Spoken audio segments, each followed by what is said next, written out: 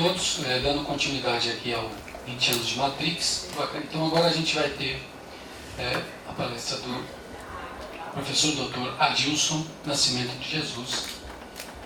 O título é Matrix, o universo em camadas. Professor Adilson é professor assistente doutor do Departamento de Educação, Conhecimento, Linguagem e Arte, DELARTE, da Faculdade de Educação da Universidade Estadual de Campinas, pós-doutorado na Universidade de Paris 8, Saint-Denis, França. Tem experiência na área de educação, arte, cultura e educação física, com ênfase em educação, atuando principalmente nos seguintes temas: dança, corpo, arte, vivência corporal e dança butô. Resumo. Partindo da ideia de Jacques Bergier, de que a realidade é composta por uma infinidade de estados, níveis, pregas topológicas, camadas que não estão nenhuma sobre as outras,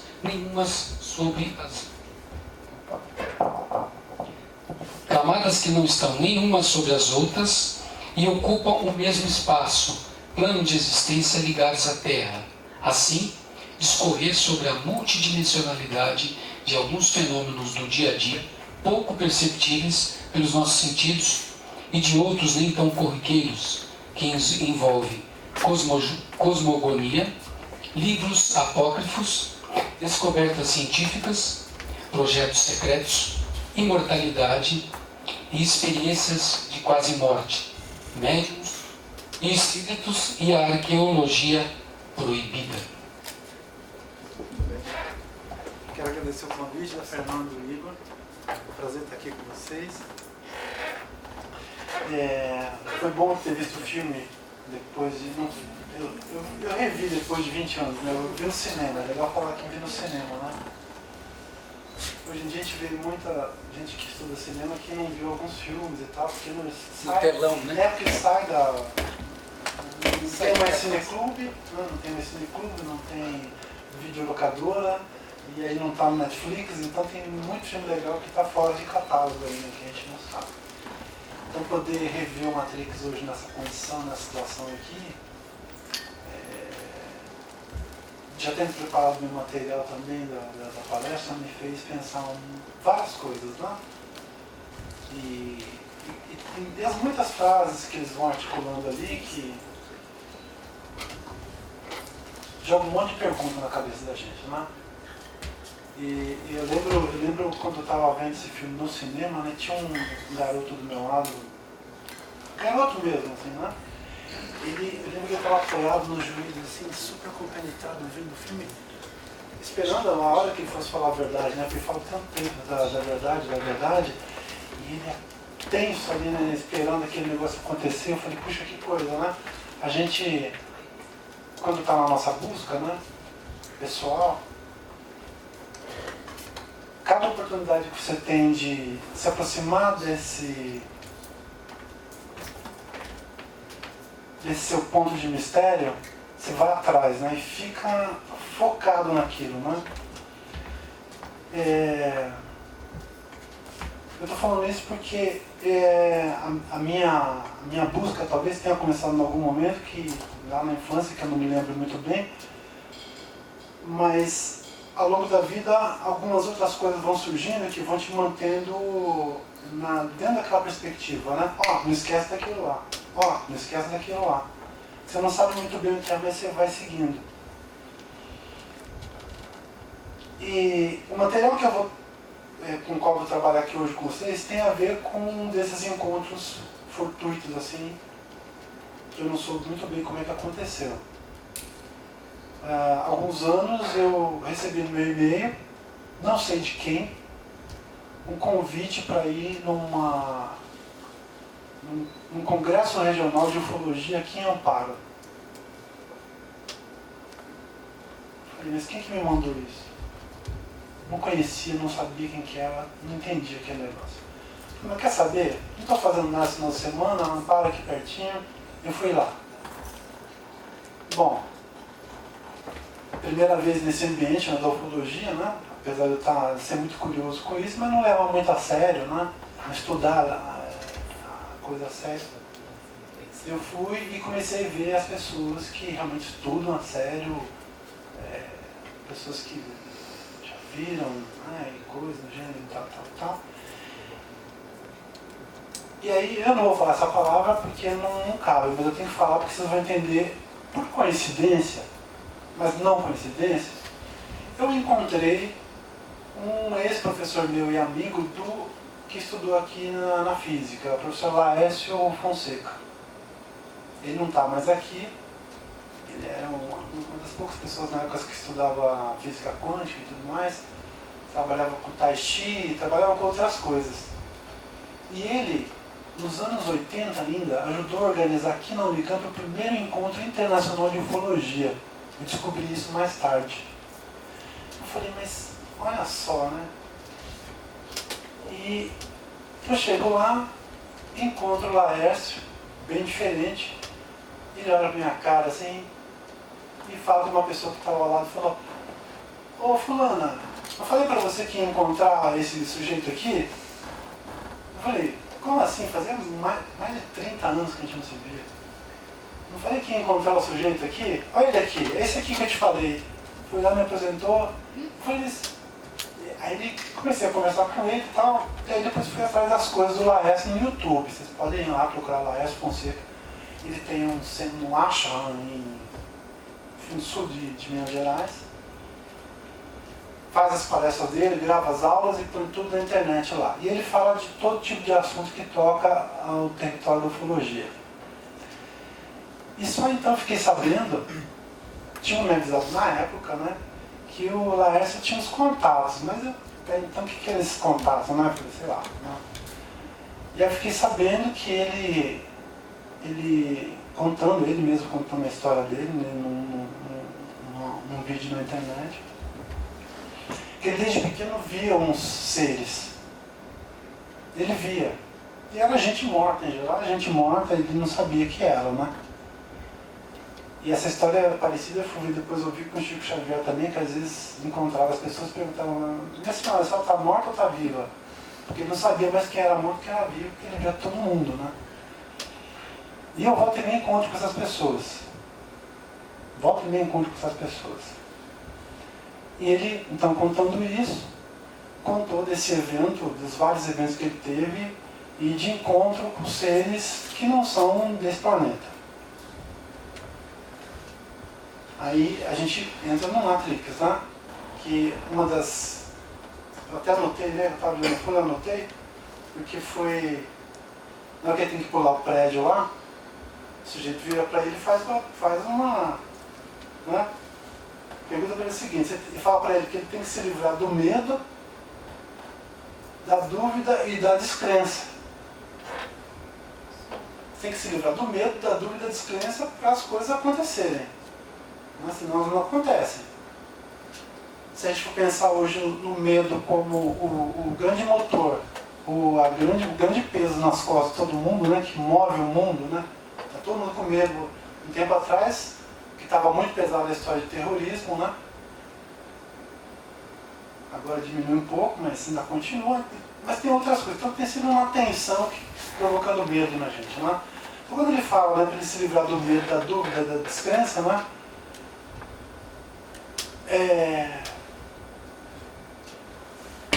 Isso mexe com a gente, sobretudo quando mexe com medo, porque é uma emoção instintiva de atacar ou de fugir.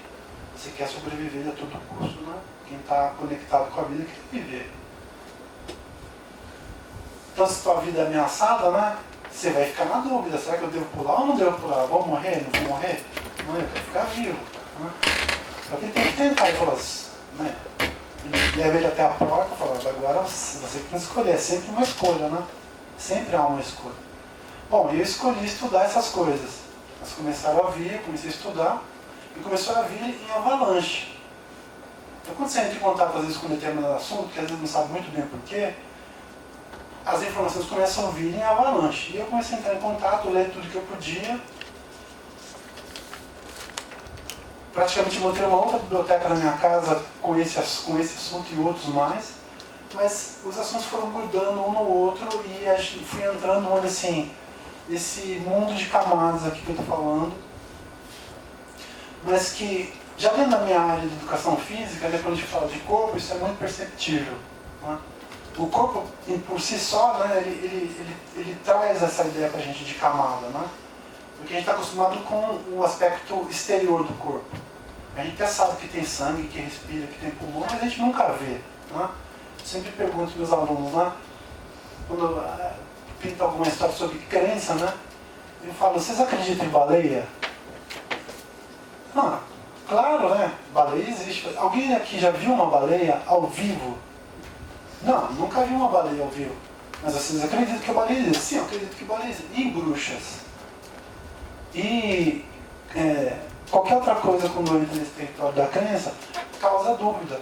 Porque se você não tem a experiência de...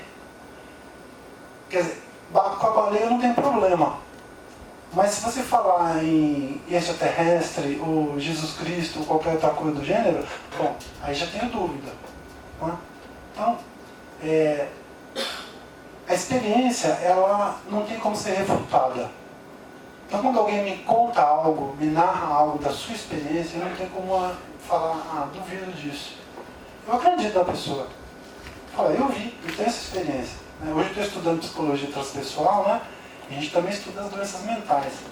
Então, a gente estuda, por exemplo, emergência espiritual, que não é um caso de psicose, mas é muito próximo disso. E a pessoa vem e fala que está ouvindo vozes, que alguém está falando alguma coisa para ela fazer. Então, isso é verdade ou é... Né? Se ela está narrando e está dizendo isso, é verdade. Ela está conectada naquilo. Tem algo sendo dito para ela fazer isso, isso e aquilo. E às vezes são coisas perigosas. Por exemplo, atravessar uma avenida movimentada de olhos fechados para dizer que ele é uma pessoa crente, por exemplo. É um caso recente isso. Né? Então, quando mexe nas nossas dúvidas, né, mexe nos nossos medos, a gente às vezes fica, né, receoso. E eu entrei nesse território porque eu tinha curiosidade também. Então comecei a estudar, pensando no corpo aqui inicialmente, eu falei dessas camadas, né? As camadas que a gente não vê, mas que estão aí. Estão aí. Tá? Primeiro, estudando a educação física, você estuda muito a fisiologia do corpo. Então aí você vai lá no laboratório, aí você, né, tem a experiência de ir ao laboratório e ver o corpo aberto, ver esqueleto, ver isso, ver aquilo, você vê um corpo lá dissecado. Então, literalmente você entra em contato com, né, as partes do corpo. Mas aí eu fui estudar acupuntura. E a acupuntura, do ponto de vista da acupuntura, diz o seguinte, olha, o corpo humano, ele é permeado de energia. O corpo humano é energia, tudo é energia. E a energia do corpo circula em 12 pares de meridianos, conectados a cada um dos órgãos densos do corpo. E meridianos percorrem o corpo todo, estão interligados entre si. A cada 2 horas do dia, um órgão rege essa energia e você tem vários pontos pelo corpo onde você pode manipular essa energia com agulhas, sedando, tonificando ou equilibrando. Dá para acreditar nisso? Só que funciona. Tem muita gente que não acredita, mas quando submete uma terapia de acupuntura, ele percebe que funciona. A acupuntura chegou em 1971 aos Estados Unidos. Porque estava a comissão de um dos presidentes lá na China, um sujeito passou mal, fizeram uma sessão de acupuntura nele, o cara ficou bom. Ficaram, nossa, o que é isso? Acupuntura, vamos levar para os Estados Unidos. Levaram para lá em 1971 e a acupuntura já tem quase... O livro escrito é lá do Imperador Amalé, tem quase 8.000 anos. Então, é uma cultura muito antiga que há pouco tempo chegou nos Estados Unidos, mas na França já conheci, etc., por conta dos monges que foram transitar por lá. É só para dizer que existe uma energia sutil, essa camada de energia sutil, da qual todos nós partilhamos, fazemos parte, vivemos o tempo todo. O corpo, do ponto de vista da energia sutil, é visto como uma cebola, em camadas de energia. E tudo que nos acontece no corpo físico começa no campo energético. Ataca primeiro o campo energético. Quando chega no corpo físico, é porque é a última instância. Né? E aí tem um psicólogo e um médico alemães que escreveram um livro chamado A Doença como Caminho de Cura. Porque na hora que a doença chega no corpo, ela é uma pergunta. Por que isso apareceu no seu corpo? Aí você tem que se perguntar e tentar responder. A tentativa da resposta já é o caminho da cura. Não é? Uma outra perspectiva, ainda falando do corpo, são os diferentes níveis e estados de consciência. Estado de vigília, que nós todos estamos aqui, mais ou menos, né? Resumindo um pouco, o estado de sono profundo, estado de meditação, estado de nirvana, que são, a gente percebe as mudanças pelas frequências mentais, que podem ser medidas. Um dos que tem me interessado muito ultimamente são as frequências de meditação, essa camada da meditação, porque eu trabalho com a meditação, eu uso a meditação nas minhas aulas, eu trabalho com dança, e quando eu vou começar uma aula da disciplina de educação corpo e arte, eu proponho sempre a meditação, porque as pessoas vêm de diferentes lugares, com a cabeça cheia de alguma coisa, e a ideia é fazer com que elas prestem atenção no seu corpo, porque eu trabalho com consciência corporal, trabalho na perspectiva do autoconhecimento, e eu proponho que a gente faça uma breve meditação para prestar atenção na respiração e tal, mas eu sei que quando eu faço esse relaxamento, essa meditação, a gente entra num outro estado de frequência mental, um pouco mais calmo, um pouco mais baixo, que permite essa abertura para o mundo do inconsciente. Já que a gente vai trabalhar a criação, essa abertura para o mundo do inconsciente é muito importante para acessar, porque senão as pessoas ficam muito resistentes em trabalhar criação, jogo, brincadeira, qualquer coisa do gênero, por incrível que pareça. Né? Eu dou aula na faculdade de educação, trabalho com as meninas de pedagogia que vão trabalhar com criança, elas têm uma dificuldade imensa de trabalhar com brincadeira. É incrível, mas isso é verdade. De lidar com o próprio corpo. Elas vão lidar com o corpo das crianças, mas não lidam com o próprio corpo. E isso é verdade, isso é um fato. Então eu tento entrar nesse território, conhecer o próprio corpo, conhecer a si mesmo, trabalhar a criação, né? E por aí afora. Mas dentro desse campo desses diferentes níveis de consciência, o sonho é um dos que me interessam muito. Eu estudei muita coisa do Jung, ainda continuo estudando, não dá para parar de estudar o Jung, né? E o sonho para mim foi muito importante porque, num dado momento da minha vida, muito turbulento, comecei a ter sonhos muito significativos. Logicamente comecei a anotá-los. E quando você anota os sonhos, né, você provoca, você faz essa externalização do sonho, você entra num diálogo, a tua consciência entra num diálogo com o teu inconsciente, com esse mundo do sonho. E quanto mais você anota, quanto mais você está aberto para isso, mais sonhos vêm, você percebe uma progressividade nisso, um desenvolvimento nesse processo. E eu comecei a usar esse material de sonho para dançar também. Então, já que está aí, né? Tudo bem que eram umas coisas muito cabeludas. E eu comecei a dançar esse material para processá-lo também de alguma maneira do que somente escrevendo. Eu achei que passando pelo meu movimento, né? Passando pela ação corporal, isso me proporcionaria um outro nível de acesso a essa... Vou colocar como energia que o sonho me trazia. E energia aqui também entenda como informação. Energia também é informação.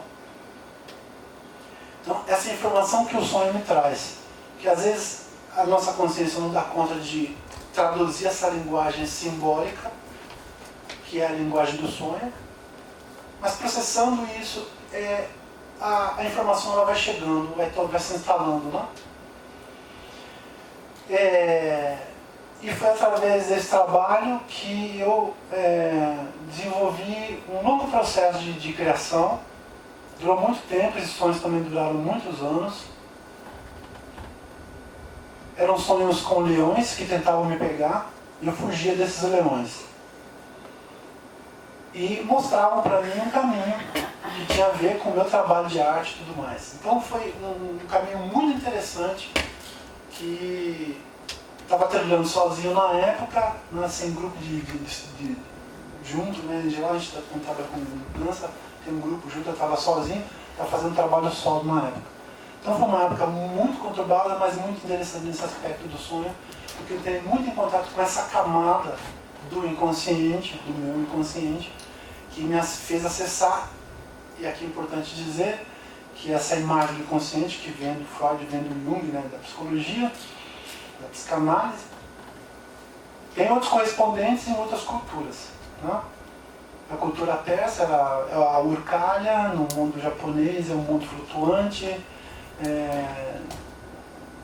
o campo akáshico, do ponto de vista do Rupert Sheldrake, a gente tem a morfologia, campo morfogenético e por aí afora. Hoje, na era do computador, é a nuvem. Né? A minha ideia dessa nuvem, né, não é só essa nuvem que tem as informações que são pertinentes à internet, mas tudo que nos cerca na forma mais ampla possível. Né?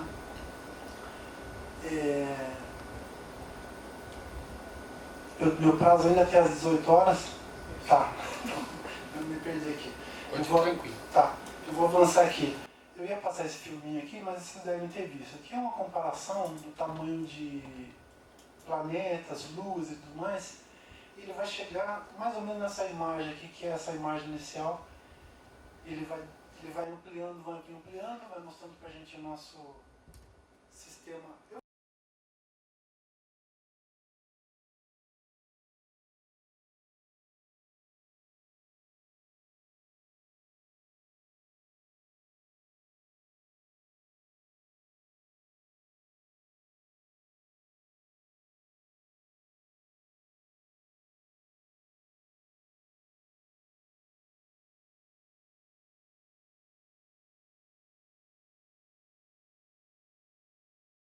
Mais galáxias até mostrar como é formado o nosso universo.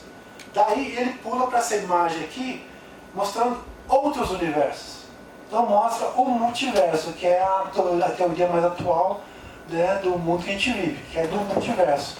De outros universos além do nosso, em que talvez desse outro universo eu seja louro de olhos azuis e esteja fazendo outra coisa e por aí afora. Isso é o campo científico falando, isso não é ficção. Não é? Então é uma possibilidade, parece que muito séria, né, de haver um multiverso. Não é? Vou seguir aqui.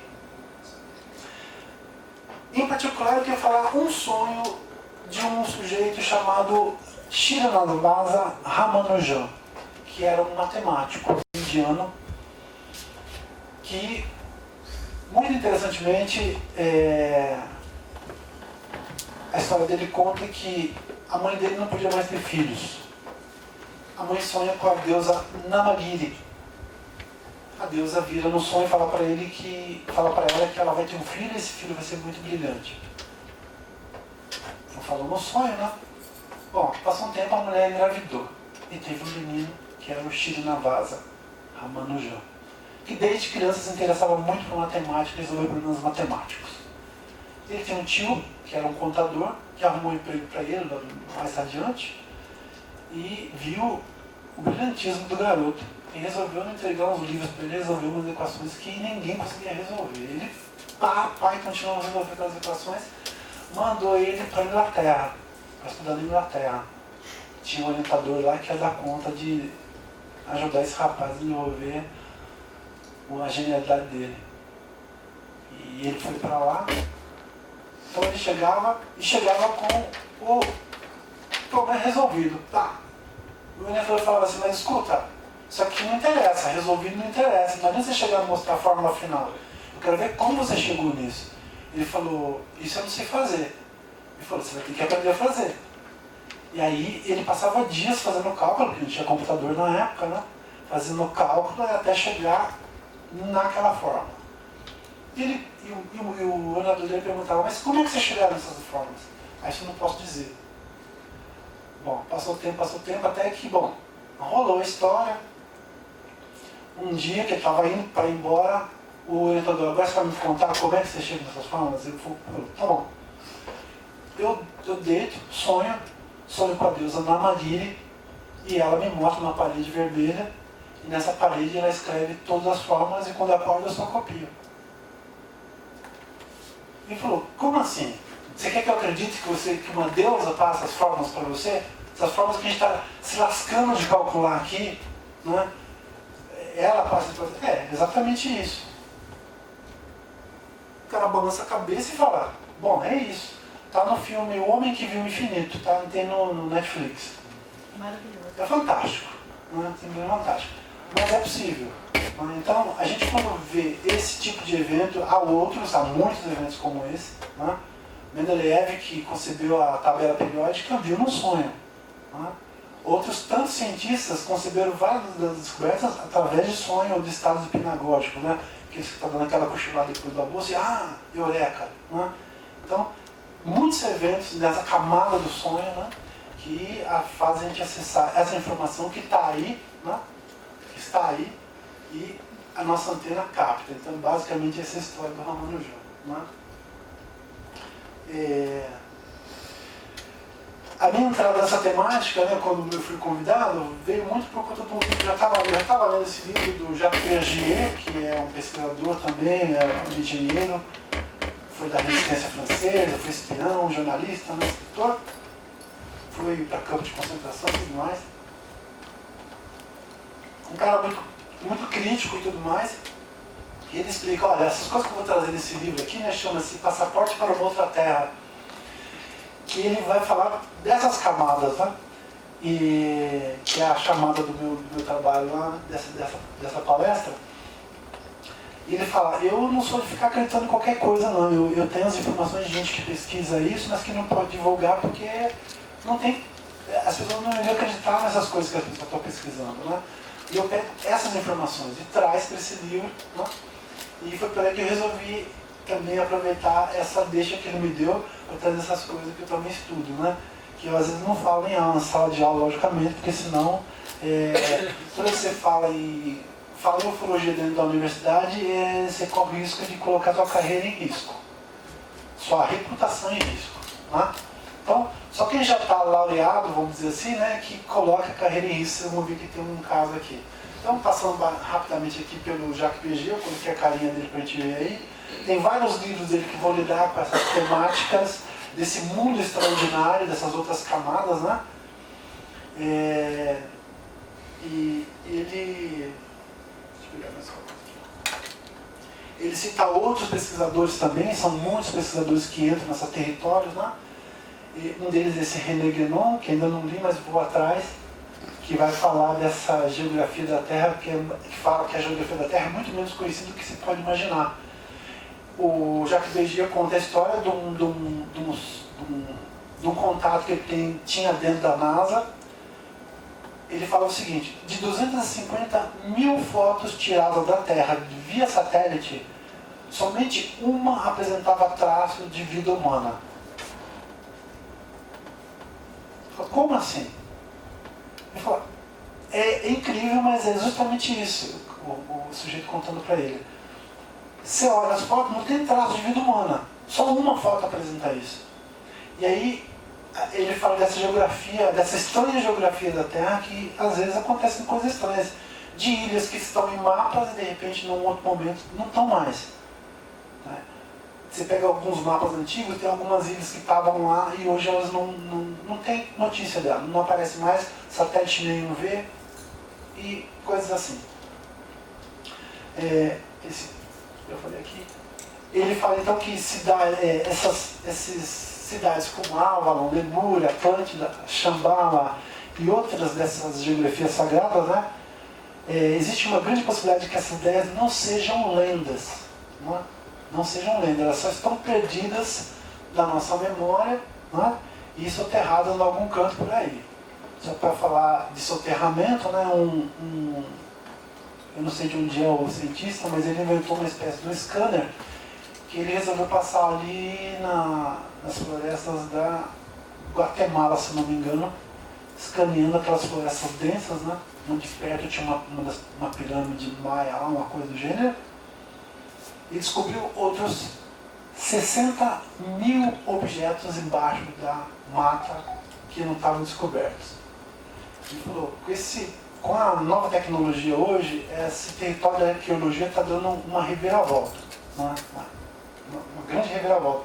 Então pode ser que daqui a algum tempo a gente venha a descobrir alguns traços de algumas dessas cidades aí, que hoje já estão achando, tem pirâmide no mar do Japão, acharam a cidade de Shiva beirando lá a Índia, estão achando tudo lá embaixo do mar e em outros lugares mais aí. Isso me faz encostar um pouco no Mircea Eliade, num livro dele chamado Aspectos do Mito, que ele diz, né, ele fala, né, nos alerta que ao descrever a estrutura do mito, que na narração de uma cosmogonia ocorrida em um tempo antigo, muito antigo, Ilo Tempore, né, é verdadeira porque a existência do mundo está aí para prová-la. Mas mais que isso, ele dá uma estrutura. E tem uma coisa muito interessante nessa estrutura do mito, que é o seguinte. A primeira coisa que se fala é que seres sobrenaturais vieram trazer o conhecimento para os homens. Na maioria das vezes, os mitos de cosmogonia começam desse jeito. Seres sobrenaturais. Eles vieram de algum lugar. E na maioria dessas narrativas, esses seres vieram das estrelas. Vieram das estrelas. Um dos grandes pesquisadores sobre esse assunto é o Zecharia Sitchin, que eu não anotei nada dele aqui, mas só para falar. Estudou a Suméria, é um cara que conhecia as línguas mortas, né? Conhece muito do hebraico e tudo mais. Aprendeu a ler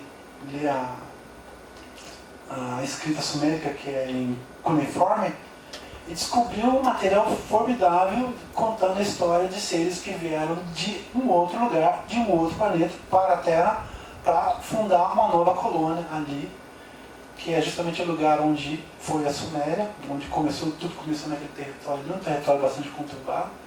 E há registros em tabuletas, mais de 25 mil tabuletas, né, em escrita cuneiforme, contando como eles chegaram aqui, o que fizeram aqui, e são as coisas mais incríveis que vocês podem imaginar.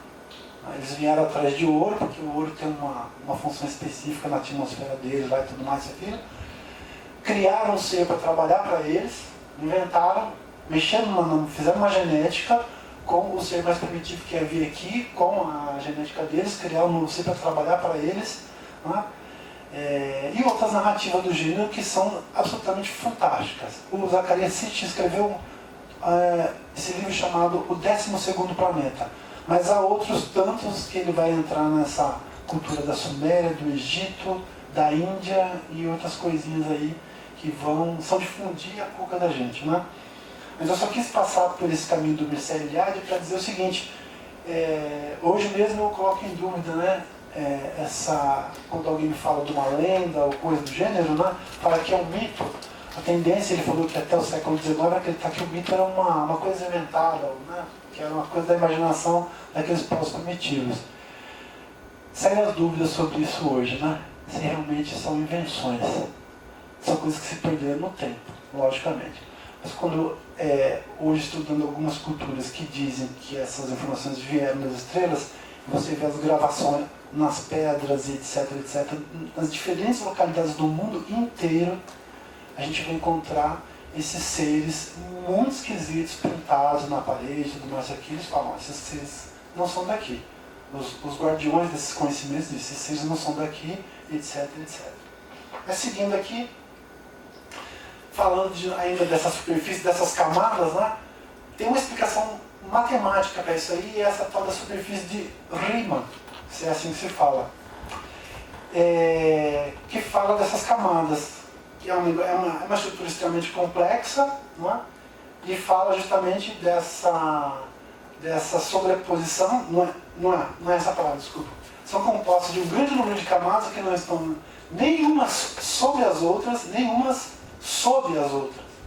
Então você fala, como é que a gente consegue conceber um negócio que não está nem sob, mas que está tudo junto. E aí ele faz o modelo matemático e vai mostrando alguns exemplos dessas camadas que se que coabitam, vamos dizer assim, né? Esse é um exemplo, esse é outro, esse é outro, mais um, mais outro, outros,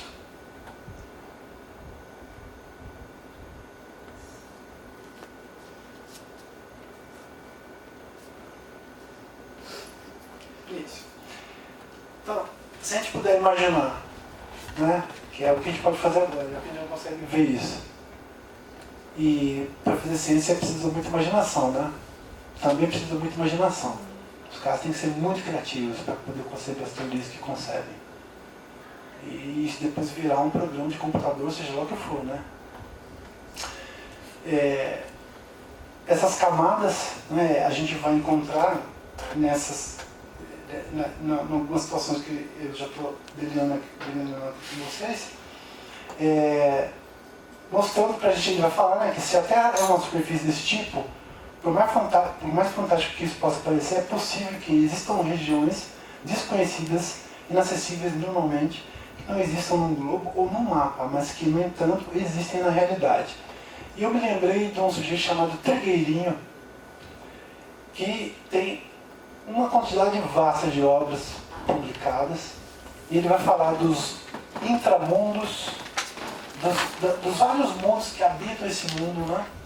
Eu lembro da história do Chico Xavier do Nosso Lar, que mostra uma outra situação fora do planeta e tudo mais. Então, essas informações a gente vai acessar através dessas pessoas que têm esse tipo de conexão, que eu diria que é um pouco mais profunda do que desses níveis normais de consciência que a gente está acostumado a habitar. Então, quando essas pessoas trazem essas informações para a gente, escrevem os livros que escrevem, eu lembro muito que quando eu vim para o Unicamp, né, a gente fala assim, dependendo da editora que o sujeito publica o livro, você não leva muito a sério. Então, se fosse uma editora de fundo de quintal, aí você não leva muito a sério essa publicação. Só que as publicações do Trigueirinho eram publicadas pela editora Pensamento. Se alguém conhece a editora Pensamento, publicavam os livros, sempre os livros muito bons. Muito bons. E todo o Trigueirinho está ali. E ele traz fotos e coisas do gênero que às vezes não dá para entender muito bem, porque uma foto às vezes não dá conta do material. Mas é através desses sujeitos que tem esses acessos que a gente acessa esse material, né? E entra em contato com esse material. Indo um pouco mais, eu peguei aqui um outro sujeito que é esse Paul Person, que foi um psiconeuroimunologista que estudou o código do coração.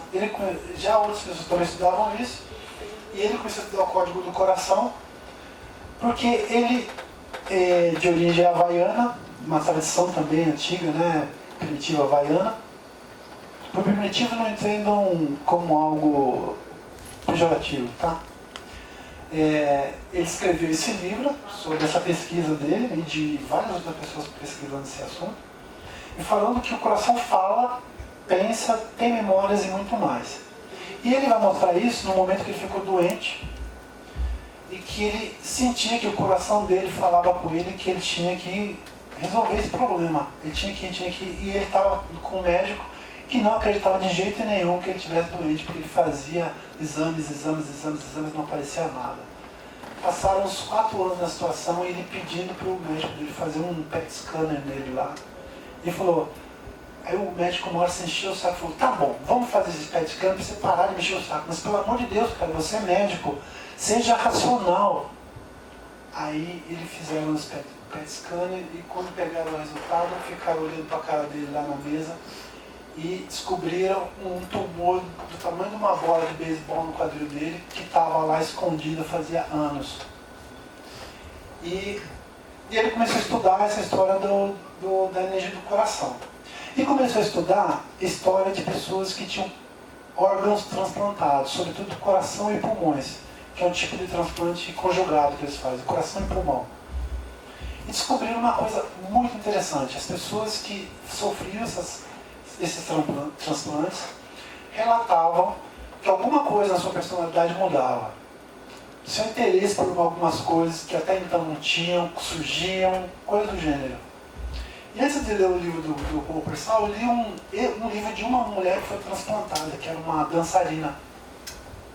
E ela conta que recebeu pulmões e coração, e assim que ela voltou da cirurgia, ela tinha uma vontade danada de comer galinha frita, o KFC lá, americana, né? Mas ela falou, mas eu nunca tive isso não, né, não faz parte do meu regime. E vontade de andar de moto, a vontade louca de andar de motocicleta. Ela falou, mas como isso é possível? E aí ela começou a ir atrás desse assunto, né? E foi descobrir. Em geral isso não acontece, eles não informam o nome e o endereço do doador. E ela descobriu, através dos sonhos, porque ela começou a sonhar com o doador dela. Ela via o rosto do doador. E aí, no sonho ela conversa com ele, ele diz o endereço, ele diz o nome dele, ele diz o endereço e põe ela no rumo da família dele. Ela entra em contato com o médico e fala, eu quero conhecer fulano de tal, a família de fulano de tal. Eu falo, como você soube o nome dele? Eu falei, num sonho. Ah, não, brincadeira. Né? Ninguém acredita. Ela vai, e aí as pessoas começam a contar coisas, a família começa a contar coisas, ela fala de coisas que ela está sentindo, de memórias, de sonhos que vêm. E aí aparecem outros casos, né? E tem uns casos bastante curiosos, né? Eu vou cortar umas coisas aqui, mas casos bastante curiosos. Eu vou contar aqui só rapidamente 3 receptores. De uma mulher de 36 anos, que era muito triste, muito depressiva, né? E recebeu o coração de uma jovem de 24 anos que era linda, feliz, muito feliz. Muito feliz. Aí a irmã dela, depois que ela recebeu o coração, contava, olha, é incrível, ela ri de tudo agora, ela faz graça com tudo. Antes ela não era assim. E agora, nas situações que você menos espera, ela sorri. Ela faz uma piada, dá uma gargalhada. Né? O outro caso é de uma mulher de 35 anos que recebe o coração de uma garota de 24 anos que era prostituta. Essas coisas elas vão saber só depois. Só depois. Isso é muito interessante. Então tinha lá o casal, né, que tinha uma vida sexual morna até, né, mas acontecia. Mas depois que ela recebeu o coração dessa moça, ela mesma relatando, né, que ela fala que começou a dar uma canseira no marido dela, né, e que queria sexo toda noite, masturbava 2, 3 vezes por dia, que ela antes odiava filme pornô e passou a amar filme pornô. Né?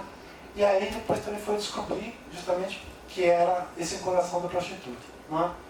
E tem umas coisas meio engraçadas. Mas tem esse caso último aqui, que foi uma menina que recebeu o coração de uma menina que tinha sido assassinada e que começou a ter sonhos terríveis com o assassino da doadora.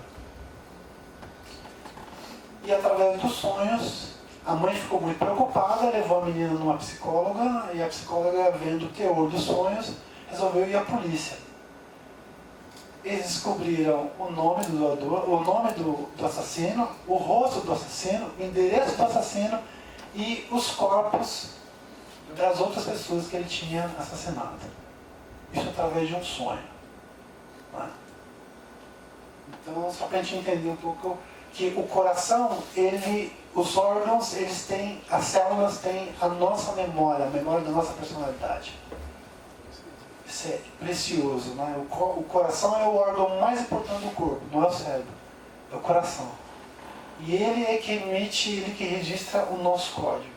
Né? Ele está em sintonia com o cosmos, né?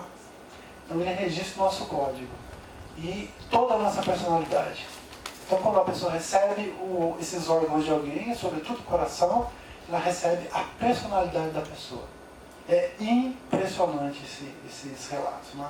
São vários, né? Esse livro é bem interessante. Vou pular um pouco isso aqui, que já falei um pouco do corpo, eu ia falar dos chakras, mas é só mais uma das multicamadas do corpo no nível sutil energético, né?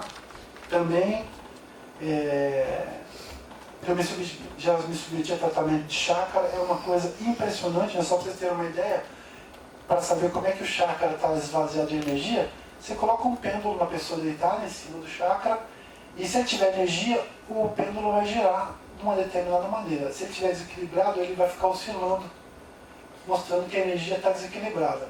Quando ele está equilibrado, ele parece uma hélice, ele gira muito forte. Né? Eu tinha a oportunidade de fazer isso, de medir, estava desequilibrado, eu vi no balanço dele, depois foi equilibrado, e quando foi equilibrado, no pêndulo girou como essa hélice que eu falei. Né? A pessoa só coloca, não tem, né? Ela manipula, só coloca e o pêndulo gira. Então, só para ter uma ideia de como a nossa energia funciona. Né? Ia falar também aqui da acupuntura, já falei, da energia do Tao, né? Não ia dar detalhes sobre essa energia, como é, né? Mas aqui é importante só dizer que a medicina tradicional chinesa, né, tem uma origem no mito que é parecido com o mito cristão. Começaram nada, depois surgiu um todo, e esse todo se divide em dois, no Yin e no Yang, que tem o princípio do outro. Né? Então a gente vê lá o branquinho como o Yang, e o pretinho, a bolinha pretinha, como o Yin. E o peixinho preto, o Yin, como o princípio Yang, e os dois têm a tendência um de se transformar um no outro. Né? E tudo que a gente conhece hoje é criado a partir desse Yin e Yang, né? Essas forças que se complementam. Né? E aí os 5 elementos, dos quais compõem tudo que existe no mundo, né? Por aí afora. Passando para as descobertas científicas, né? Tem várias coisas aqui nesse campo. Vou falar só de essa aqui, que é muito curiosa, que foi um sujeito que trabalhava com o detetor de mentiras. Na verdade, não são esses dois autores, eles só coletam essa informação sobre a memória das plantas, que surgiu na pesquisa de um cara, que é esse aqui, que é o Clive Baxter, que era o melhor manipulador do polígrafo, o detetor de mentiras. E muito interessante que ele estava lá no laboratório dele, mexendo com o polígrafo, fazendo testes, experiências e tudo mais aquilo, e ele tinha essa planta lá, né, na sala dele. Ele olhou para aquilo e falou assim, para quem não conhece, você coloca um sensor na pele, né? Nosso corpo ele tem uma carga eletromagnética, você coloca um sensor aqui, qualquer alteração no nível mental, isso é captado e mostra no gráfico, né? Dá para medir a frequência no gráfico. Ele falou, será que esse negócio funciona na planta? Pegou, botou lá o sensor na planta e ficou acompanhando o gráfico. Ele falou, ele tem que dar estímulo, né? Porque aí acontece, quando a pessoa vai passar pelo detector de mentiras, você começa a fazer algumas perguntas para ela, para ver se ela cai na armadilha da pergunta. Porque aí, se ela falar uma mentira, vai aparecer no gráfico, dá um salto no gráfico. Ele colocou na planta, não tinha o que falar para a planta, né? Porque ele não imaginava que a planta poderia ouvi-lo, né? Até então, ele ficou pensando, que estímulo que ele ia dar para a planta? Ele falou, ele estava com uma xícara de café quente na mão, e falou, vou queimar, eu vou botar essa planta aqui pegou, botou no café assim, uma pequena selada assim. Aí ele falou, aí ele pensou, sabe o que eu vou fazer? Eu vou tocar fogo nessa planta. Ele pensou que ia tocar fogo na planta. Deu um salto no região do polígrafo. Um salto. Né? E aí ele descobriu mais tarde que quando a planta sofria qualquer tipo de ameaça, dava um salto no polígrafo e depois entrava numa linha contínua. Significa o seguinte, que a planta desmaiava. A planta desmaia. Ele descobriu que as plantas são sencientes. Por isso que ele descobriu. Não é? Que elas percebem as nossas intenções. Ele descobriu que ele poderia entrevistar alguém, fazer o teste de mentira com alguém, não com a pessoa conectada no polígrafo, mas uma planta ao lado da pessoa conectada no polígrafo. Se a pessoa mentisse, a planta perceberia isso e isso aparecia no polígrafo. Né? Então, e aí tem, nesse livro em particular, surgem muitas experiências que têm sido feitas com plantas há muito tempo, né? Mostrando que são seres vivos, sencientes, que percebem o que a gente faz com elas. Elas morrem de medo da gente, porque quando a gente se move perto delas, elas já sabem que eu vou correr perigo, não é? A pessoa que vai lá, tira uma flor, tira uma folha, qualquer coisa do gênero, elas ficam apavoradas, né? São sensíveis à música, né? Se você tiver uma fonte musical, um cara fez essa experiência no vinhedo dele, ele colocou caixas de som ao longo do vinhedo e tocava Bach, Mozart. E as plantas cresciam em direção à caixa de som. Cresciam em direção à caixa de som. Tá? Por aí vai. Aqui, uma outra experiência, que essa é fantástica. Né? Esse é um sujeito no Instituto Aeroespacial de Stuttgart, que resolveu fazer uma pesquisa com a água, fazendo cristais de água.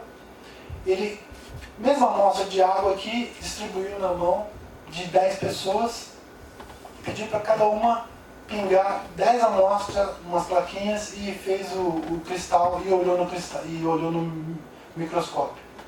O que a gente vê, a mesma água, são 10 amostras diferentes, com 10 variações diferentes por cada amostra. Então, cada um que entra em contato com a água imprime sua energia na água, imprime sua energia na memória da água.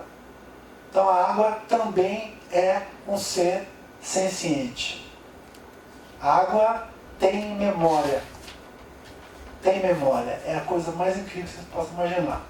Muito bem, essa é uma experiência. Fui atrás de outra. Masaru-Emoto. Conheci há muito tempo essa história do Masaru-Emoto, e ele vai também pelo mesmo caminho, de cristalizar a amostra de água e ver no microscópio o que dá. E ele usa esse livro dele, Mensagens da Água, é fabuloso, e ele mostra aqui algumas amostras, né, cristalizadas. Então ele tem lá uma amostra de água antes da prece, lá em cima, né, de uma prece, de uma água poluída, de um rio, qualquer coisa do gênero, e depois da prece embaixo, a amostra, não está com muita definição, mas você vê esse hexágono, não é um hexágono, quase perfeito, né? Mas com a cara muito diferente do que o primeiro que vocês estão vendo lá em cima. Né? A água do meio ali foi colocada numa caixa de som com o discurso do Hitler. Então vocês veem que não tem a forma hexagonal, está totalmente estranha, né? Cheguei ali na tela aqui o negócio, né? Tá, aí depois aqui em cima um rio poluído e depois o outro lá. Um cristal de água que recebeu a informação da palavra amor. Né? O mais importante aqui no trabalho do Masaru-Emoto foi que descobriu o seguinte, que escrevendo, tá ligado? Não, descobriu. Escrevendo a palavra que você quiser, colocando embaixo da amostra de água, deixa por um tempo, depois faz o cristal e fotografa. A palavra escrita imprime memória na água. Então ele fez isso com a palavra amor, ódio e outras palavras. E isso vai aparecer no resultado no cristal final.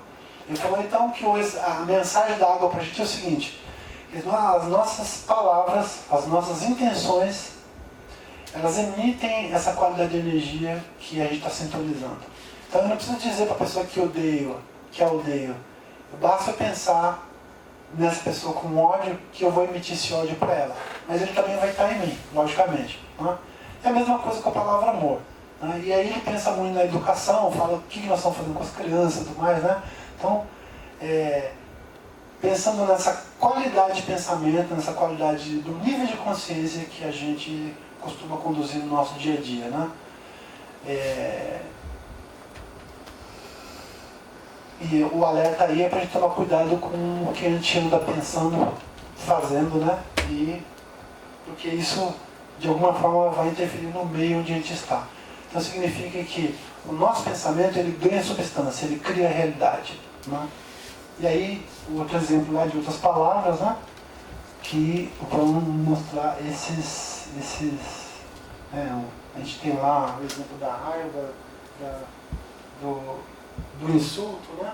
que desagrega a memória. E ele fala isso pra gente porque o nosso corpo tem no mínimo 70% de água. No mínimo 70% de água. Então, quando a gente ouve qualquer tipo de palavra, né, que mexa com a gente afetivamente, a gente está sendo afetado, né? Não tem jeito. Muito bem. E por último, aqui mais algumas coisas, né, com a música e tudo mais. Ele fala também para tomar cuidado com as músicas que a gente ouve. Ele põe lá, tem umas músicas com rock que também fica meio estranho lá. Fica meio estranho. E a última pesquisa, né, que acho que é uma das mais fascinantes aqui, não é que seja das mais, né, que eu acho muito interessante a forma como isso aconteceu. Começou com esse sujeito, Jacques Benveniste, que é médico imunologista, começou a fazer essa pesquisa de uma forma independente, como eu falo sempre, ele não tinha apoio do CNPq francês lá, nem do papel francês para fazer, arrumou um lugar lá no trailer e fazia a pesquisa dele lá. E um dia ele tentou fazer a experiência para uns caras, uns céticos que queriam ver ele fazer e tal, aquilo, e pensando numa sala remota, né, os caras foram com ceticismo tão bravo, mas tão bravo que a pesquisa não deu certo. A demonstração não deu certo. E ele caiu em descrédito, a carreira dele foi pro buraco, gente. Passou pouco tempo e ele morreu. Ele morreu. De desgosto, porque o negócio, ele foi desacreditado no meio acadêmico, que é onde ele vivia, ele era professor de uma academia. Ele foi desacreditado. Bem, ele tinha um amigo, o Luc Montagnier, que foi o cara que ganhou o prêmio Nobel porque descobriu o vírus da AIDS. Jacques Montagnier, médico, virologista, super amigo do Jacques Benveniste, resolveu retomar a pesquisa do amigo, para honrar a memória do amigo. E ele fez a pesquisa, e deu certo a pesquisa. Não é? Que o processo basicamente é da homeopatia, ele pegava um determinado elemento, diluía, fazia as diluições como se faz na homeopatia. No final da diluição você não tem nenhuma molécula do material que você colocou ali, só tem o registro vibracional. Né? Isso é bem interessante, o registro vibracional, que é a ideia dos outros que pesquisaram a água ali. Né? Aqui, para a gente ter uma ideia como a vibração, né, a frequência cria forma, né? Isso aqui é uma prancha com formas da água, com determinadas notas musicais tocadas. Né? Então, cada nota musical faz uma forma na água, cria uma forma na água aí. Né? Isso. Então tem lá em cima, à esquerda tem um Lá, depois do Si, Dó sustenido, Lá sustenido, e por aí vai. Né? Então só para a gente ver as formas que são criadas a partir das notas musicais. Né? São bastante harmônicas, dá para ver, né? São bastante harmônicas. Né? A estrutura é muito harmônica, muito equilibrada. E o que eles descobriram, eu estou resumindo pra caramba aqui a experiência, né? Que a água, que é feita de duas moléculas, né, de hidrogênio e uma de oxigênio, tem uma forma de se organizar que é essa estrutura que a gente está vendo aí, que eles chamam de cluster. E dentro do cluster não fica nenhuma matéria, nada que é material, mas apenas frequência, apenas vibração. E no caso, a vibração daquele material que foi diluído na forma homeopática. Então a frequência vibracional é presa nesse cluster. Né? É presa aí, e aí a experiência é a seguinte: eles fizeram isso mandando a mensagem de um país para outro.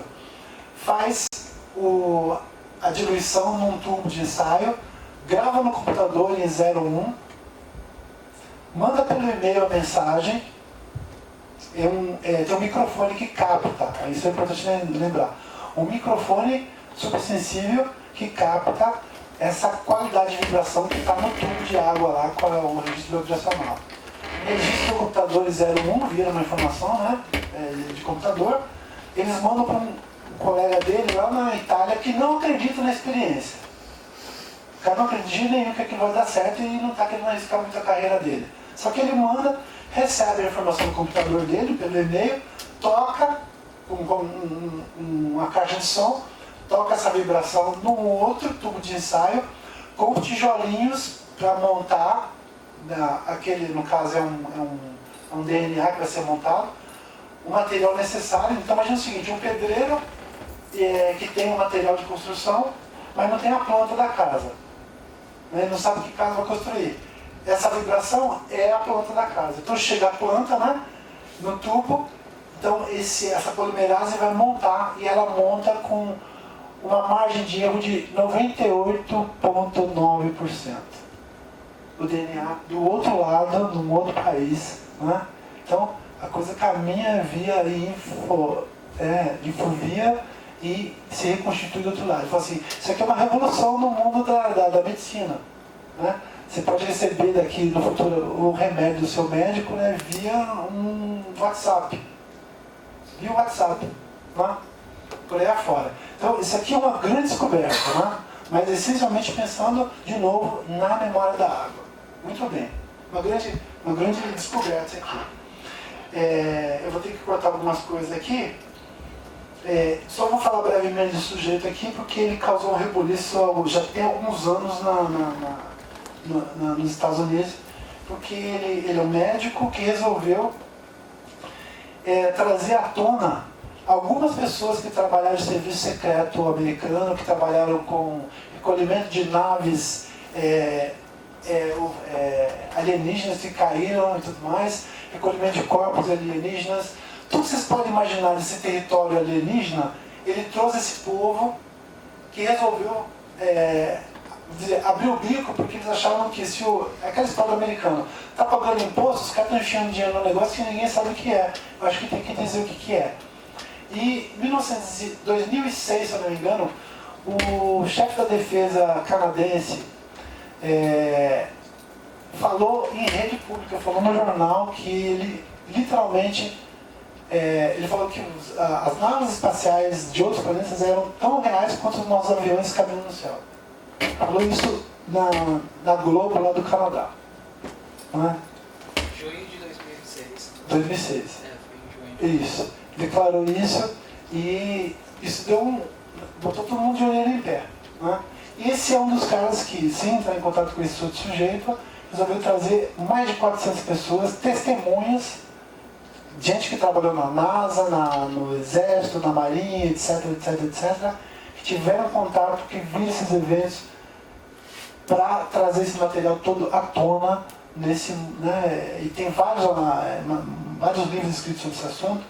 Ele já está no 3º filme sobre esse assunto, faz contato com os seres e tudo mais, ele é bem interessante o trabalho desse cara. Falando assim, muito brevemente, a gente pode não levar muito a sério, mas os caras trazem provas, não é? Trazem provas de foto, de gravação, tem muita coisa, muito material. Não é? E mostra como muito dinheiro é investido nesses projetos secretos e que as pessoas, quando os deputados têm que explicar esse dinheiro, eles não sabem para onde ele vai. Então eles às vezes nem sabem para onde ele vai. O presidente americano não sabe desse projeto, ninguém sabe. Tem uma outra camada que comanda aquele grande governo lá, que ninguém sabe quem é. Né? Mas tem um grande vazamento de dinheiro para essa direção aí.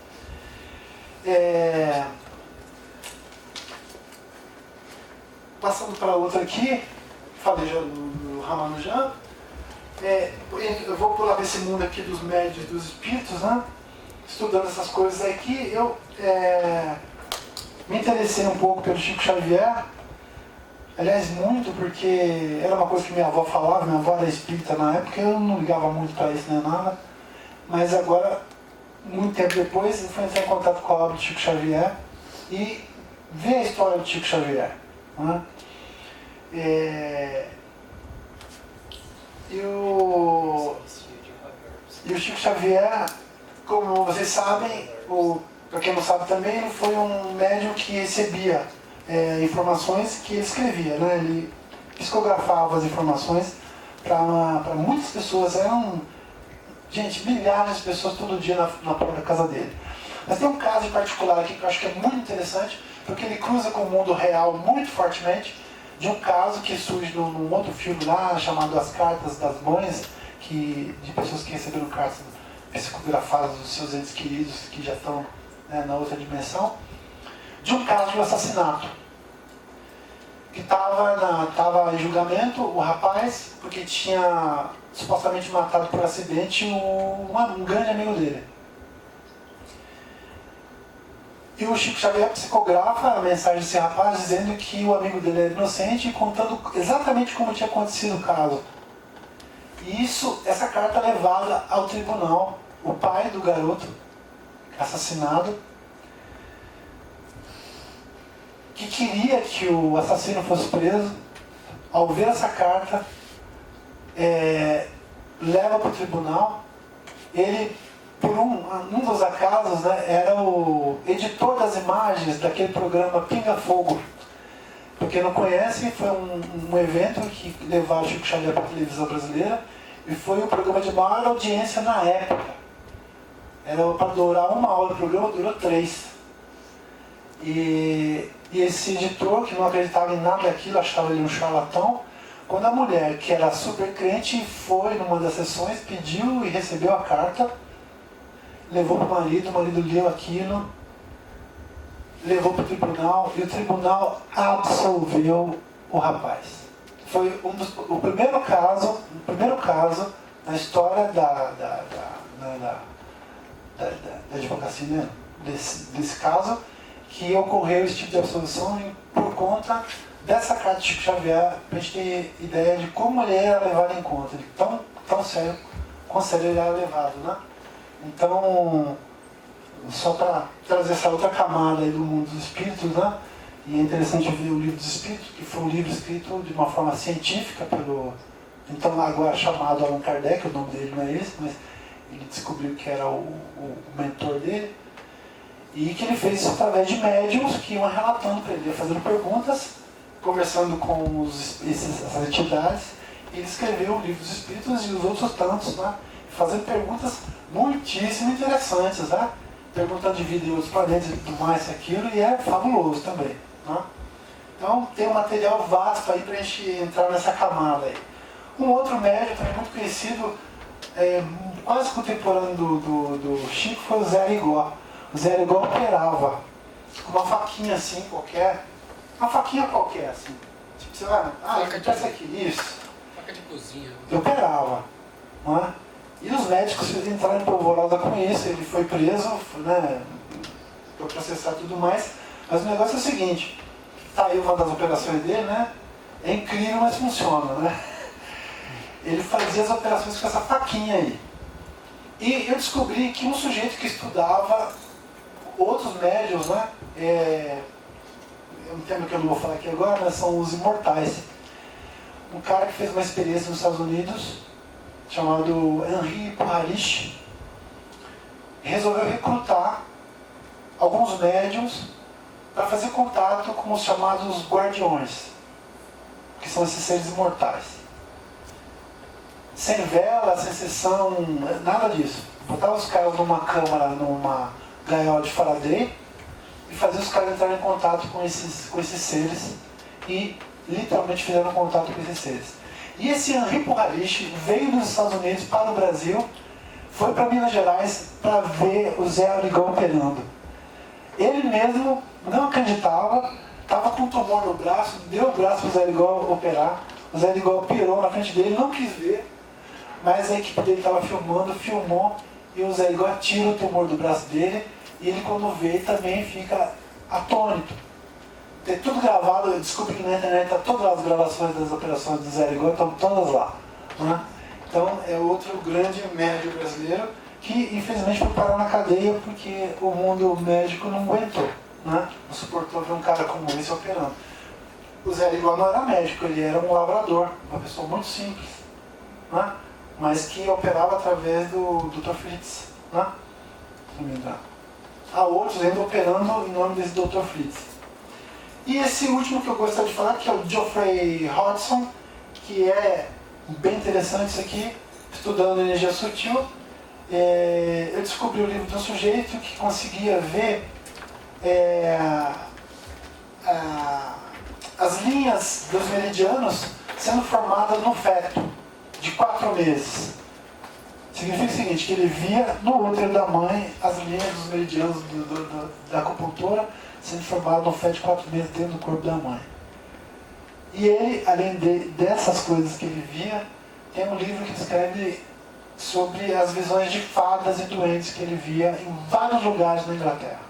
Ele relata isso também de uma forma bastante abundante, hiper impressionante. Se ele me perguntarem se eu fico impressionado com isso, eu fico muito impressionado, porque quando você ouve falar que o cara faz isso, você fala, meu, não é possível. Então, quando você pega a literatura, o cara escreve sobre o assunto e desenha, então e no caso alguns que são comprovados cientificamente, porque tem muitos casos desses que foram operados, a pessoa passa por um exame médico depois e vê realmente que o tumor sumiu. Conheço várias pessoas que estavam com problema de saúde, com tumor e tudo mais, foram lá no João de Deus, que agora está preso. Já foram em outras pessoas, a pessoa vai, faz a operação, volta, passa no médico. Incrível, seu tumor sumiu. Desse jeito, né? Desse jeito. E por último, esse Edgar Cayce, que é um médium muito poderoso, americano, já falecido também, que garoto começou já a ter as visões dele. Ele tinha um amigo de infância muito querido que ficou doente uma vez e ninguém descobriu o remédio para ele. E ele dormia, sonhava e descobria onde havia o remédio que a pessoa precisava. Indicava o lugar, às vezes indicava a receita, escrevia a receita, a pessoa fazia o remédio, tomava e ficava curada. E depois, mais tarde, ele deu assessoria até para as pessoas acharem poços de petróleo. Ele dava assessoria para as pessoas na bolsa de valores, pra vocês terem ideia. Muita gente ganhou dinheiro com a ajuda do Edgar Cayce. Ele mesmo, em particular, só abriu um centro de ajuda a pobres, um hospital lá na Virgínia. Foi isso que ele fez. Né? Nada mais. Ele não queria ganhar dinheiro com isso. Ele, na verdade, ele era fotógrafo. Queria viver disso. Ele não queria viver desse dom que ele tinha. Só que a mulher dele falou assim, meu, a gente não está ganhando dinheiro, não tem, precisa comer. Né? Tem filho e tudo mais, precisa comer. Eu falei, bom, então tá, vamos fazer umas sessões aí. E ele resolveu fazer. Né? Então, mas é interessante ver a história, tem muito mais coisa, estou resumindo muito aqui. Né? Para finalizar aqui,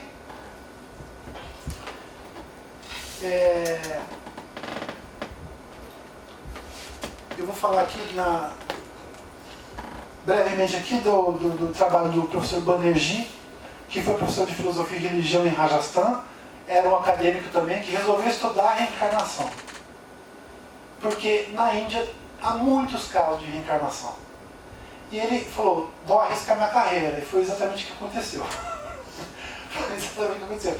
Perdeu a cadeira dele lá, e foi trabalhar com isso. Foi pesquisar isso, acabou indo para os Estados Unidos e foi onde tinha caso de suposta reencarnação, ele foi atrás. E um outro jeito também ia com ele, que é esse Ian Stephenson, que aparece ali, que escreveu depois um livro chamado 20 Casos Sugestivos de Reencarnação, onde há 2 casos brasileiros. Né? Mas, em particular, o professor Banerjee chegou até vir ao Brasil, tentei acessar a gravação outro dia, que foi feita na TV Cultura, mas a imagem sumiu, não sei porquê. Já era uma imagem bem ruim e acabou sumindo. Só tem o áudio dele dando a entrevista. E ele contando como é que é o procedimento técnico que eles fazem para descobrir se a pessoa está falando, né, de algo, de uma possibilidade de reencarnação. E realmente há inúmeros casos de reencarnação, inúmeros, né?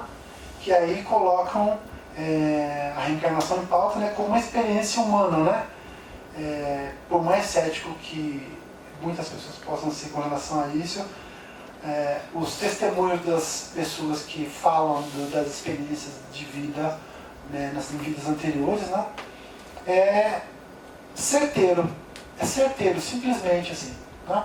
Em geral começa com crianças fazendo esse tipo de relatos, né?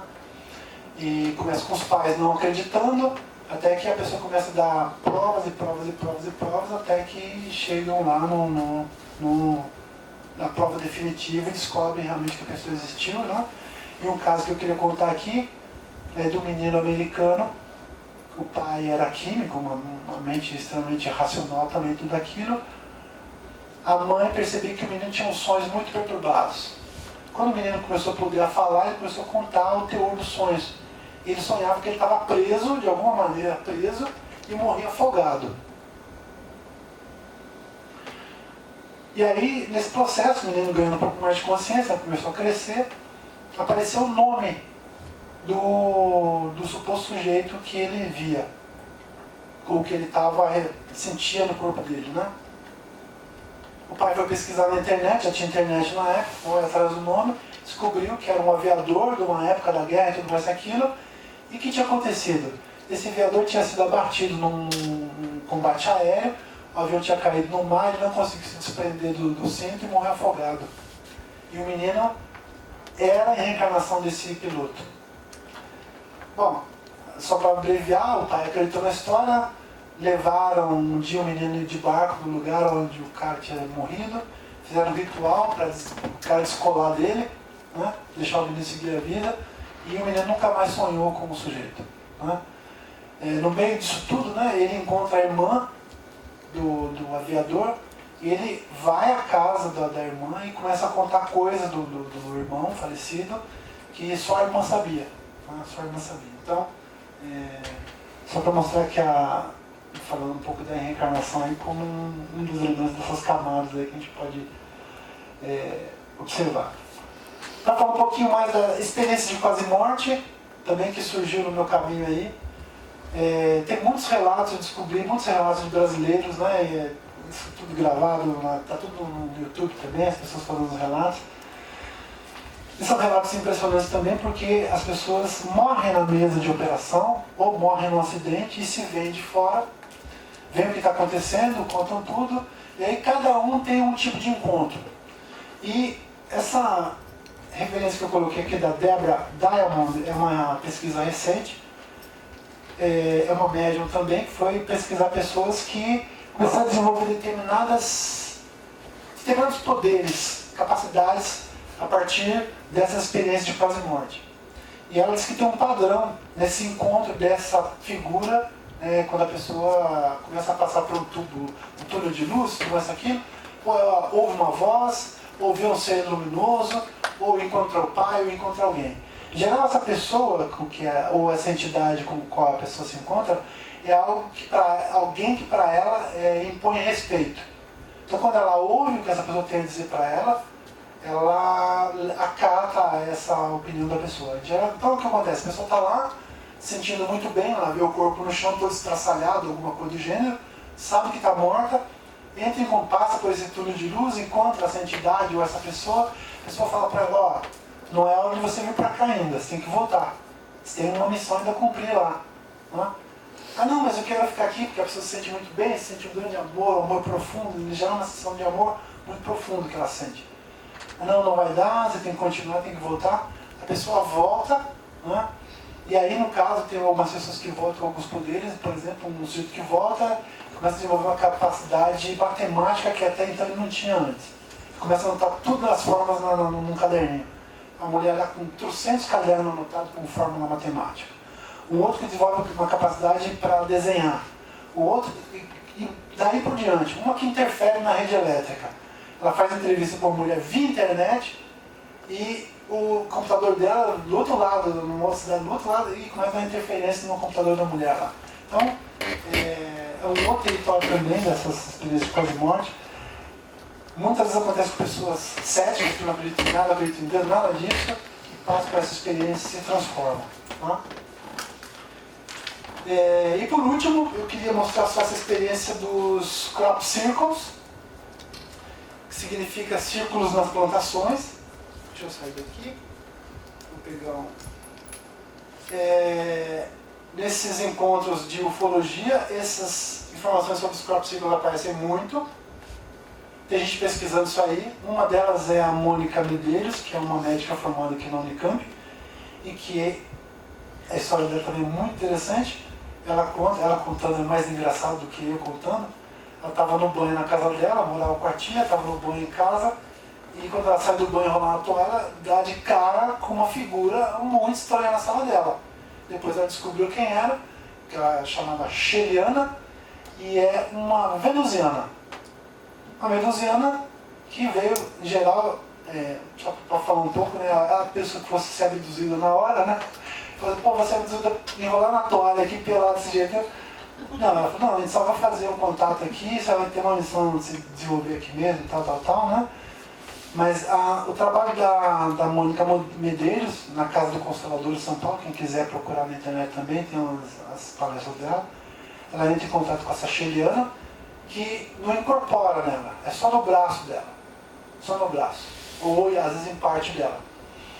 E tem uma experiência que ela faz com essa Sheliana, que é colocar os eletrodos, fazer o eletrocefalograma, ela faz antes da Sheliana baixar nela, sai o eletrocefalograma normal, uma pessoa normal, aí a Sheliana vem e o eletrocefalograma fica louco, né? E é um médico que faz uma pesquisa, que está fazendo doutorado, faz essa experiência com ela e registra isso. Ela leva isso para um outro médico que não sabe do assunto. Quando ele olha, o momento em que a Sheliana entrou nela, ele fala, essa pessoa aqui está morta. Ela ri e fala, não, não está morta, essa pessoa aqui sou eu. É impossível isso aqui. Ela falou, isso aqui cientificamente é impossível. Eu falo, não, estou viva, estou aqui, estou falando com você, sou eu, fui eu que passei, esse aqui é meu teste. Né? E ela tem esse centro, a Casa do Consolador em São Paulo, onde eles atendem pessoas que foram abduzidas. Ela e mais 2 pessoas lá fazem isso. Pessoas que foram abduzidas. Recebem uns espíritos lá que fazem operação mediúnica e tudo mais aqui. Ela é médica, né? Seres os mais inusitados que você pode imaginar, insetoides e coisas do gênero. Né? E as pessoas têm um acolhimento, porque as pessoas que são abduzidas, elas não sabem o que fazer com isso. Elas acham que estão loucas. A maioria acha que está louca. Então ela recebe as pessoas, faz tratamento, ajuda a pessoa a rememorar isso tudo e tudo mais. Tem muita gente pesquisando isso, uma das muitas famosas é a Gilda Mourão, né, uma outra pessoa lá do Rio de Janeiro, que é muito interessada nisso. A Mônica Medeiros é uma das que estuda os crop circle. Tem muitos estudos também, um sujeito, um outro cientista que também estuda isso aí.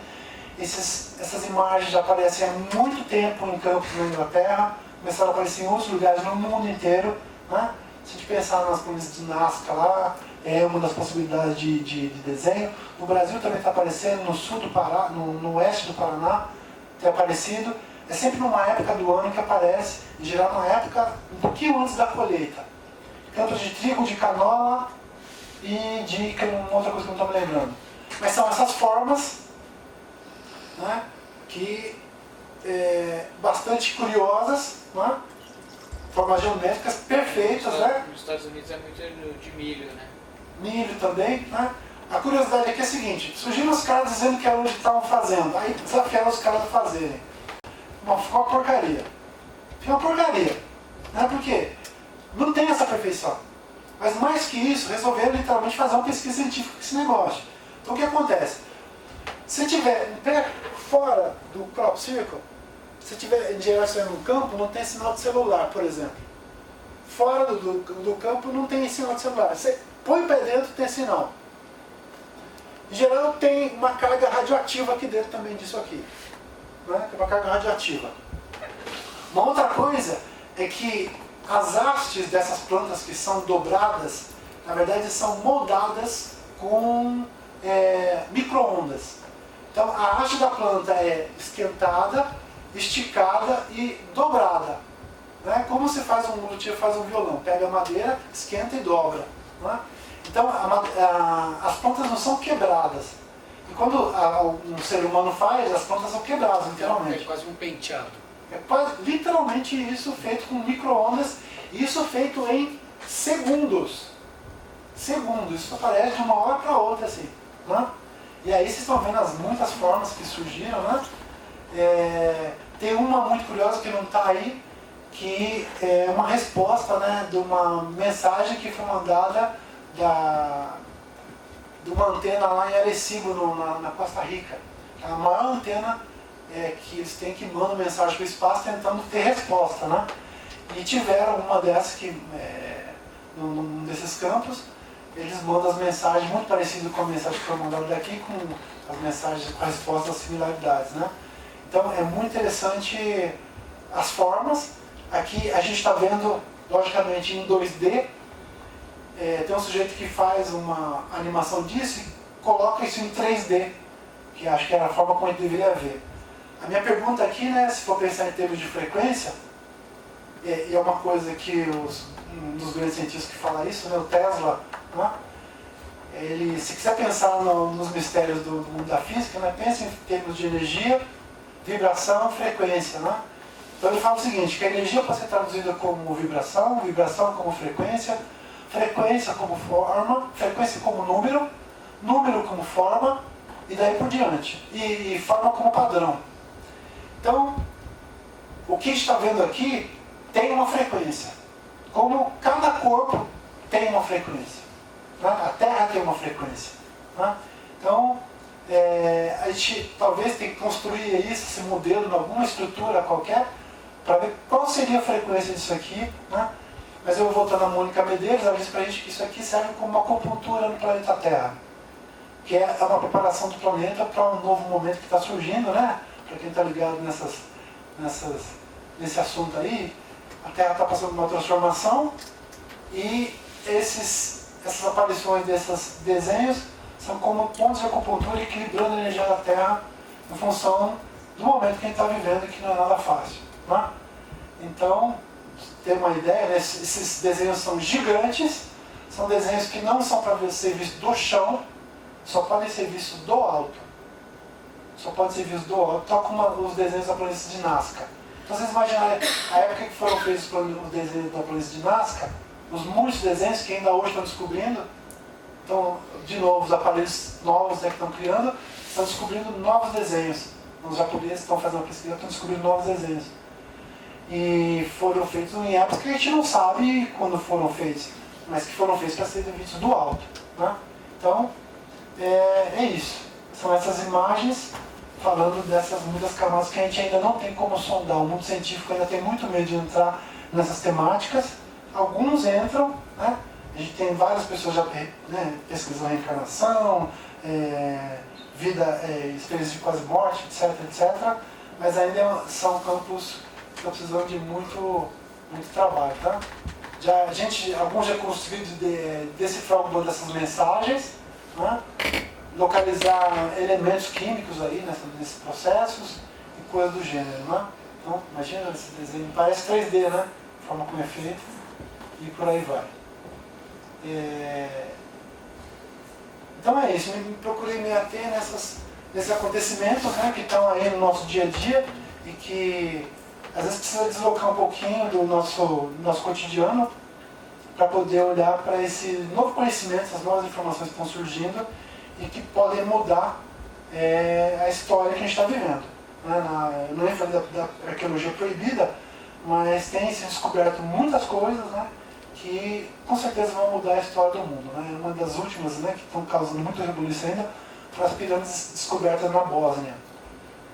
Uma delas é umas 4 vezes maior que a grande pirâmide do Egito. Então, fora a história da energia que essas pirâmides emitem e tudo mais, que já foi medido também, etc, etc. Então, é um mundo misterioso aí, esse mundo, dessas camadas, né, essa matrix louca que a gente vive, né? Foi muito legal ver esse filme hoje, porque realmente isso tem tudo a ver, né? Não são só essas 2 camadas como eles vivem no filme, né? Mas é um multiverso, literalmente é um multiverso que a gente vive, né? E acho que a nossa consciência vai demorar um pouco para dar conta disso, né? Tem gente enlouquecendo até com isso, né? É isso aí, é isso que eu tinha para dizer no momento. Tinha muito mais material, mas eu vi que não ia caber, né? Ainda estou elaborando. Foi a primeira vez que eu trouxe esse material a público assim, né? Tudo junto. Costumo falar nas minhas aulas, né? Alguns alunos meus já viram falando disso, né? Às vezes eu evito porque eu mesmo fico bem perturbado com os assuntos, né?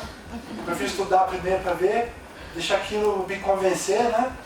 Para depois trazer. Mas né, a gente precisa mergulhar nessas pesquisas, né? Nessas camadas. Literalmente mergulhar para você sentir que é algo real. Literalmente é algo que faz parte da existência, né? É isso. Muito obrigado.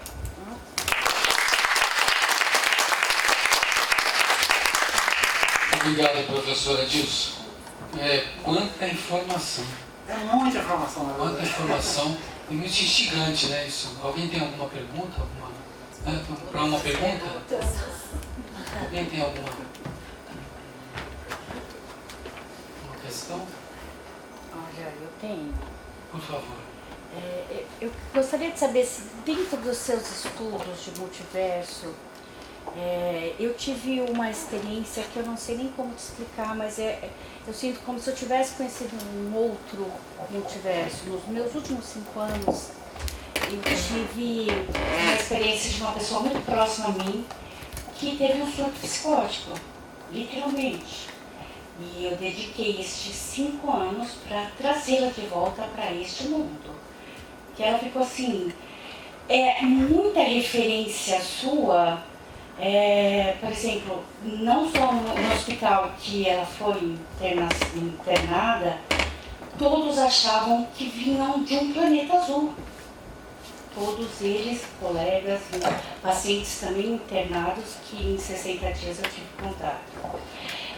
Não é esquizofrenia, foi um surto psicótico isolado devido a uma violência, de um abuso. E ela entrou em delírio. Então, eu descobri que no multiverso tem muita relação.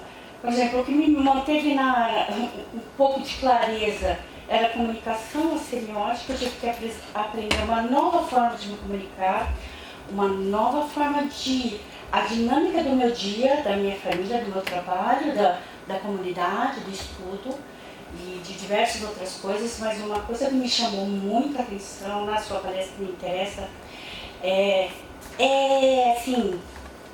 esse filão de você achar que você é de outro planeta. E achava que ia gerar um salvador, entendeu? Em diversas situações ela fugiu de casa, eu tive que buscá-la porque ela foi atrás de alguém, um ex-paciente, queriam gerar um salvador deste mundo que já estava em ruína, que vieram todos eles do planeta azul. E assim, o que eu achei muito interessante, todos eles tocavam ou esquizofrênicos, ou com alguma devaneio, não sei os termos técnicos corretos, mas tinham uma coisa de outro mundo, sempre. Eu entendo assim, dentro da minha ignorância, né, no meu pouco estudo para conseguir lidar com isso, que é um estresse máximo do cérebro. O cérebro usa isso para sair dessa tensão. Mas e essa singularidade entre eles todos, né? Eu não sei se há alguma relação com... É um multiverso, não deixa de ser um multiverso. A gente pode olhar, tem muitas perspectivas para isso, né? Há pouco tempo, eu estudando psicologia transpessoal, a gente estudou algumas coisas sobre psicose, como eu falei, energia espiritual. Sim. Para poder diferenciar um pouco da situação patológica mesmo e da situação que a pessoa está passando por estresse, algum tipo de coisa que ela tem essa... Aliás, às vezes, essa ideia de surto psicótico é uma coisa que qualquer artista passa, qualquer pessoa num processo de criação passa por isso. Sim. Né? É só pensar nos momentos que a gente escreveu tese, foi fazer trabalho, essas coisas que pressionaram a gente ao máximo, né? Essas coisas, sonhos meus que eu contei pra vocês. Eu lembro que eu sou mais bravo que eu contei aqui, né? Só dei a superfície do negócio, assim. Mas, do ponto de vista mesmo da psicologia, no caso da transpessoal, que é o caminho que eu estou trilhando agora, e isso ouvindo dos professores com quem eu tive aula, eu não vou poder te dar uma resposta precisa sobre isso, mas para descobrir em que lugar que a pessoa está aí, é feita uma anamnese muito minuciosa, né, com perguntas que vão ajudar a esclarecer e situar a pessoa nesse território. Mas o que a gente pode dizer é que, nesse caso, a gente acessa esse território das imagens arquetípicas, né? Quando a gente olha os crop circles, a gente pode nunca ter visto as imagens, mas de alguma forma elas nos parecem algo familiar. Né? Então, elas estão nesse território do mundo arquetípico. Né? Parece que quando a gente vê, a gente lembra. Né? E aí o fato de haver outras pessoas, né, acessando nessa mesma situação, que aí dá a pensar que está acessando esse território dos arquétipos, né? E aí, em diferentes profundidades, e aí a gente pode imaginar, a gente pode imaginar, e tem que imaginar, porque é só imaginando para você poder criar um modelo de pensamento sobre isso aí. Porque o que um esquizofrênico pode trazer para a gente, literalmente é um outro mundo. Né? Quem estudou a obra da Inês da Silveira e vê lá o que essas pessoas desenharam, arte bruta, coisa do gênero, é um negócio fantástico. Mas em termos psicológicos, né? Você saber que território que a pessoa acessou, né? só ela mesmo para relatar e dizer pra gente o que foi. Claro, quando diz, com um bom médico ao lado, né, e com essa sensibilidade, porque precisa de sensibilidade para entrar no mundo dessa pessoa e saber que informação que ela está trazendo, é muito importante, porque, por exemplo, no caso dos abduzidos, tem o caso de um xamã brasileiro, Bernardo Peixoto, já falecido, que entrou em contato com um psicólogo chamado John Mack, famoso de Harvard, se não me engano. Ele foi estudar os abduzidos, porque esse assunto chegou a ele através do Buddy Hopkins, que era um outro cara também que estudava as abduções. E ele fala, essas pessoas que entraram em contato com esses seres de outro planeta, que viram esses discos, o Bernardo Peixoto contava o seguinte, na tribo dele era muito comum eles verem essas naves descendo, os seres saindo e vindo conversar com eles, e trazendo alguma informação. Sempre havia isso. E outros xamãs também que foram contatados de outras tribos no mundo inteiro contam as mesmas histórias. As mesmas histórias com os mesmos encontros. Sempre há algum tipo de informação. Sim. Às vezes os caras não são muito legais. Tem um que conta, às vezes os caras não são muito legais. Mas de qualquer forma, são pessoas xamãs, chefe de tribo, o cara que foi trabalhar no Smithsonian nos Estados Unidos, esse Bernardo Peixoto, entrou em contato e falou, eu tenho muito medo dessa experiência. Muito medo. Mas de qualquer forma, é isso que eles têm para me dizer. Falam de como a gente tem que mudar o nosso nível de consciência, de como a gente. Porque a gente tem que vibrar de uma forma tal. Então quando no filme, né, aparece o amor da Trinity pelo. Né, o amor no final aparece numa história como essa, eu achei formidável. Porque você vai no Cristo, você vai no Buda, você vai. O amor é a energia que move o universo. É que reconstrói, né? E constrói o universo. Tem o alerta do vírus também, que ele fala que vocês são um vírus, né? Estão se comportando de tal maneira que quer ser exterminado. Mas o amor vence. O amor vence. Então, é a grande frequência, a frequência que constrói, né? E que mantém tudo isso unido, né? Então, eu acho que para a gente entrar nesse território precisa de muito amor. Que quando a gente vê o trabalho da Lisa da Silveira é isso. Foi muito amorosa, ela é muito amorosa, muito acolhedora, né, de olhar para as pessoas e dar tempo a essas pessoas, no caso, né, aqueles esquizofrênicos, de reconstruírem a sua consciência de novo, reconstruir o ego através dos recursos que ela tinha lá, né, recursos artísticos, né, diga-se de passagem, né, desenho, escultura, moldura, né, etc. Modelagem, né, etc. Que ajudam nesse processo. Então, por isso que eu fui para a dança, quando eu estava entrando no meu caminho de desagregação lá, eu fui para a dança. Né? Mas a dança não fica nada no final, se não filmar não fica nada, né? Fica a sensação no corpo. Né? Infelizmente eu consegui passar por esse processo, né, fazendo dança, né? Desenhando também, escrevendo, mas eu acho aí, não dá para dar uma opinião, né, taxativa sobre isso, mas é um território que com certeza entra no campo dos arquétipos. Que aí, quando você entra nesse território, é um território onde tudo é abarcado. Né? Mas o fato de você acessar esse campo em particular, que em geral no estado de vigília a gente não acessa, muito pouco, né? Por isso que a gente faz o relaxamento, né? tal, porque é um campo que vai exigir, porque é um campo simbólico. Né? A gente lida muito, né, de uma forma geral, lida-se muito mal com o elemento simbólico. As pessoas não acreditam muito em sonho. Ah, foi só um sonho. Ah, não liga pra isso não. Né? As pessoas às vezes têm um pesadelo com alguma coisa muito densa, ah, eu não quero mais sonhar com isso, e não lembra mais de sonho. E não é isso. A nossa grande... Se a gente quer ter uma comunicação de peso, né, se quer uma informação fidedigna, é ficar ligado no sonho. Né? Esse nosso guia interno, é um campo muito privilegiado de informações. Né? Ficar conectado. Se a nossa consciência conseguir ficar conectada com o nosso inconsciente, você tem uma grande fonte de informação, né, ilimitada. Né? Então não dá para jogar fora esse território. Acontece que essa perturbação, às vezes, no campo da consciência, pode destruir a nossa consciência, a estrutura do ego, essas coisas que a gente entende, né, no campo da racionalidade. Que a gente entende. A pessoa não consegue voltar ao que ela era, né? E aí continua narrando esse campo fantástico que é esse campo do inconsciente. São imagens fantásticas, né? Muito obrigada. Mostra que ele tem que entrar no estado alterado para se conectar. Exatamente. Exatamente com... Mas você está ancorado. Você está ancorado. Você está ancorado. Bom, Então, mais alguém? Não tem para mais alguma para mim? Tá na hora do... Já está na hora? Passou já. Então, passou da hora. Professor Adilson, muito obrigado. Eu que agradeço o convite, viu? Foi um grande prazer. Fernanda, Igor, o pessoal todo aí, valeu, hein? Um congresso que eu espero que marque. Eu espero que isso não acabe com a minha carreira. Comigo, Eu quase me acabo de aposentando. afundar. Mas muito bom tocar nisso. Gente, obrigado a todos.